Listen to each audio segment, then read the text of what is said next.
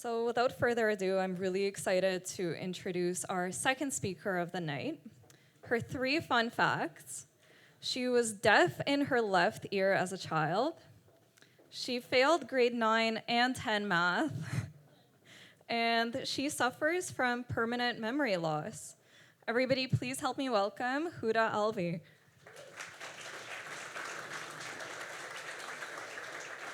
just gotta show me how this works. Perfect.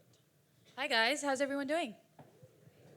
This is my first time at Fuckup Nights. I've been actually wanting to come as a guest, and today I get to come as a speaker, so I'm very, very happy about that. Thank you, that was great, Marie. It was amazing listening to you. I actually wanted to start off with a question. How many of you guys are entrepreneurs here? How many of you guys are aspiring entrepreneurs? Cool. And how many of you guys are just here to just hear fucked up stories?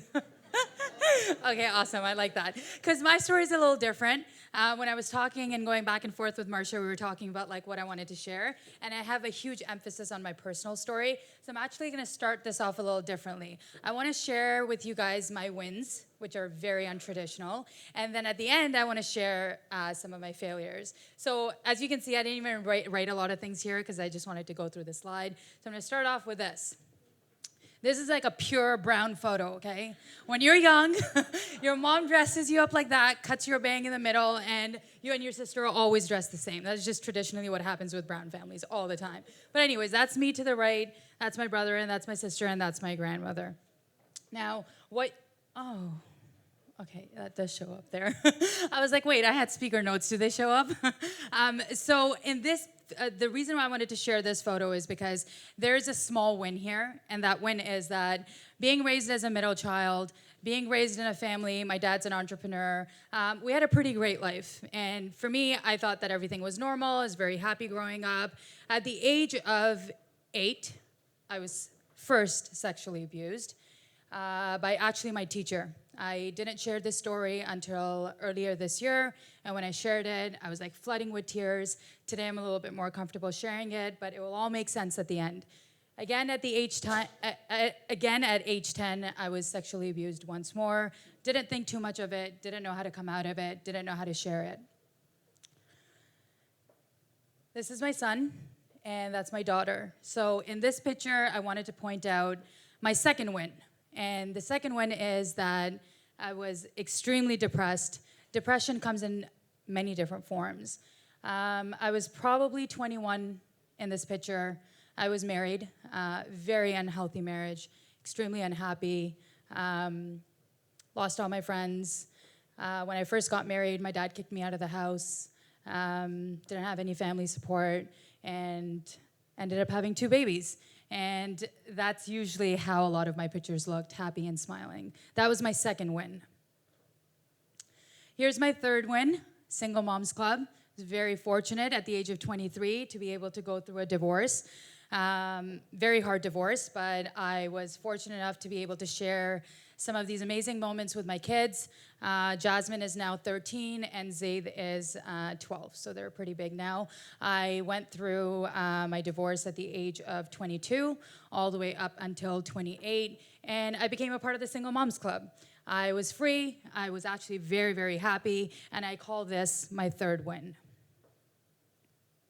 My fourth win, I started a new family at the age of 28. That's my husband to the right. He's a firefighter. Very proud of him. If there's anyone that should be speaking, it's probably him. He fucks up every day. That's my middle son. He's actually my stepson. So this is our family now. This is my new life. I'm extremely happy. But it took many, many years to get to this point. This is one of my biggest wins to date. If it wasn't for my family, I probably wouldn't be standing here today. Want to talk about a little bit about business failures because this is what it is at the end of the day. I started my first business at the age of 25 when I got fired. My kids were extremely young. They used to get sick all the time. I used to run to Sick Kids Hospital, taking them, spending the nights. I came in one day, literally 12 months, a week shy of my 1-year anniversary at work. And my boss decided, you know what, you suck, you're hardly at work, I'm gonna fire you, and off I went. I took that opportunity and said, you know what, if I'm bringing in business for another company, I might as well just do sales for myself and bring it in for myself. So without even thinking it twice, I literally got fired December 10th. And in January, I was already planning out my new business, which was a staffing firm by the name of iStaff Management. I was guns blazing, decided to couple up with a partner that was already in the business and joined forces. First couple of months went great, and one of the biggest clients that I had landed decided to go bankrupt.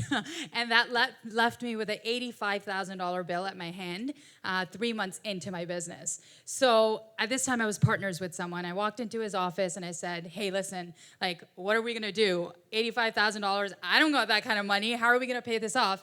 And he goes, listen, I can take care of the $85,000, but it's totally up to you if you want to continue this business or not. If you want, you can call it quits and go find something else. And I literally like stared in his face, and I was like 25, and I'm like, what the F do you mean start another business? I just started this. Who cares? I'll just make the money back. And he's like, okay, cool. 8 years later, so I ran the business for 8 years. And I was living this life. So $85,000 later, I literally started making some serious money. I started buying all the designer bags, and my friends would be like, what's going on? I'm like, you know, this is entrepreneurship, you know, this is what it looks like. I was literally like just I was just floating all the time. I was very young. I was like 25, 26. I was traveling around the world, but this is the truth. So this is what my bank account looks like. No, sorry, looked like. This is actually, I have a good friend sitting in the audience, and he's probably witness to that because he actually helped me save some money and then saw me dip back into my accounts. But this is a huge problem. And I think that when you don't have a lawyer, an accountant, and no financial planner, your business ends up suffering and you get worn out. And the reason why I want to point that out is because I spent 8 years building this business that I thought was so amazing and I made so much money off of, and yet I had nothing to show for. And there's something about it that just kept me going all the time.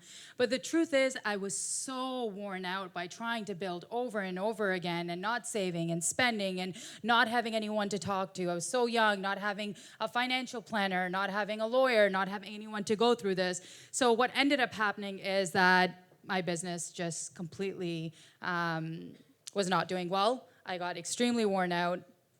And 8 years later, I actually decided to fail the business, which is I personally made the decision to actually go and say, you know what, I don't want to fucking do this anymore. It's taking up my time. I'm not happy. And I decided to fail on purpose. And I'll tell you why I did that. I think that there's so many entrepreneurs in the world that are so emotionally attached to their business, and they wanted to see it work, and they spend so much time and so much energy into building something, but maybe there's a time that you're not excited about it anymore. Maybe it's not serving you the purpose. Maybe you're losing out on all of the other great things that are happening in your life because you're chasing this dream that you don't know if it will actually come to life. And for me, that was my business. 8 years, I had so much creativity inside of me. Everyone that used to walk into my office used to be like, wait, are you like an interior designer? Or like, what do you do? I'm like, no, I'm in HR. So my creativity was just trapped for so long that 8 years later, I said, fuck it, I'm gonna shut down this business. No one agreed with me. My dad still to this day is like, why did you stop? Why would you do that to your family? There's so many people around me that said, you should keep on going. And I said, no. And I failed wholeheartedly in this one. And I wanted to share with you my failures, because truly I think that this is what failure looks like, and this is why I am here today. So my first biggest failure after doing everything that I did actually landed me an American Express ad. I got a chance to speak in front of an audience filled with kids that were really, really inspired by my story from a personal perspective. I got a chance to start a social media campaign called I Am More, sharing other people's story. I got a chance to meet so many amazing people.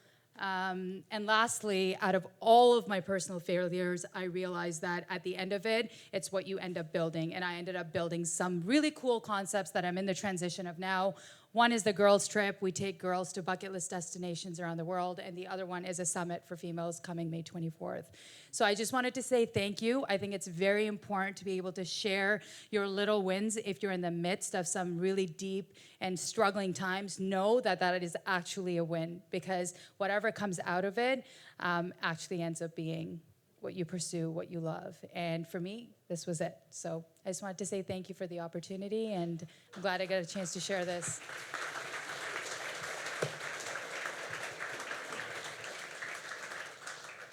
Thank you so much for sharing your story, Huda. I think there's such a powerful lesson in there, in that you are not your failures, you're not your business. You really need to keep those two things separate, and I think you really showed us that tonight with your story.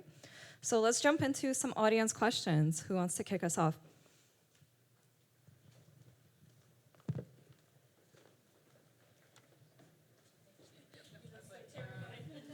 Hi.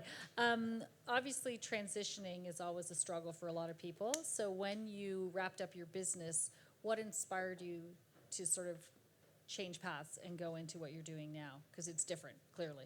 Yeah. So I was lost for a very long time, almost a year and a half. I would say maybe 8 months ago, I started figuring out what I wanted to do. I would go up to everyone and ask, what do you think my next move is? What should I do? And I wouldn't get any responses back. And because I didn't get any responses back, I was kind of like forced into figuring out things on my own. And at that time, about a year and a half ago, I started dabbling into social. I was like testing out different things online. I was building a community. I was actually sharing my entire personal story online. And that built a huge community around just awareness and women reaching out for help. And I realized that I could use that platform, and it ended up transferring into like the summit that I'm building out next year. I love to travel, and I ended up taking my travel and saying, hey, what if I coupled it up with, you know, this community online? What would it do? And that's kind of how it transitioned.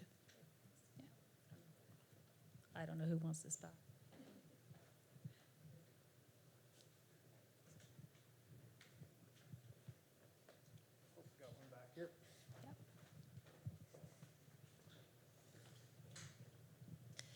So I think one of the biggest things that people talk about from a personal standpoint, business standpoint, is always the fear of doing something. So you talked a lot about the fear, and other people were saying, how can you do that? You know, little things like that. As you go throughout a transition, how did you find, or what are some tips that you can give others as they go throughout fearful times in their career or personal life? I think, yeah, definitely. I mean, even when I was going through the divorce, there were tons of people that said, why don't you just stick around for your kids, and just giving advice. And I think it's really blocking out the noise. Like, literally, that's what I did. I just said, that's what I want to do, and I just stopped listening to everyone. And if that meant that was stop going out to certain places, stop hanging out with certain people, stop making those phone calls, I just said it out loud and said what I want to do. And I think the other thing is saying it out loud. I think there's a lot of things that everyone wants to do, but you don't know it till like you end up hearing it from someone like, what? I didn't know you wanted to do that. And I think the more you say it out loud to everyone around you, what it is that you want to do, you end up like telling others, and you know, it helps you transition into that kind of space. Yeah.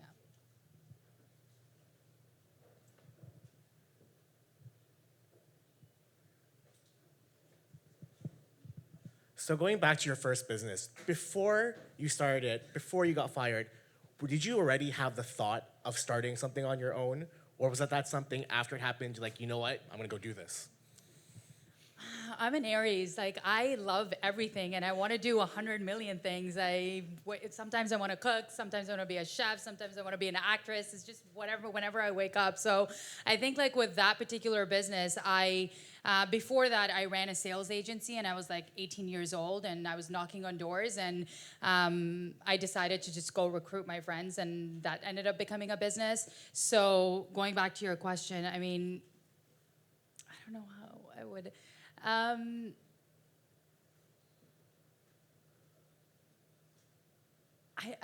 I don't know how to answer that. I mean, it's just in me. It's just my nature. I don't think you can like, you can't like change people, right? So I think it's whatever you feel that you end up doing. So for me, it's not really risky. For me, it's just saying that, you know what, I'm gonna leave this and I'm gonna do it on my own. And I think when you make decisions, there's two types of decision. If you make like straight decisions, you don't end up thinking about the risk and you just end up doing it. So that's how I make most of my decisions. It's based on like just immediate like impulse and it ends up working out.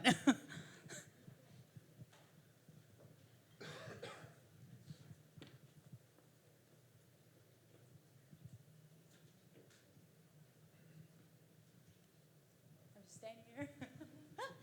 Cool. Well, thank you. I really appreciate it. Thank you so much, Huda.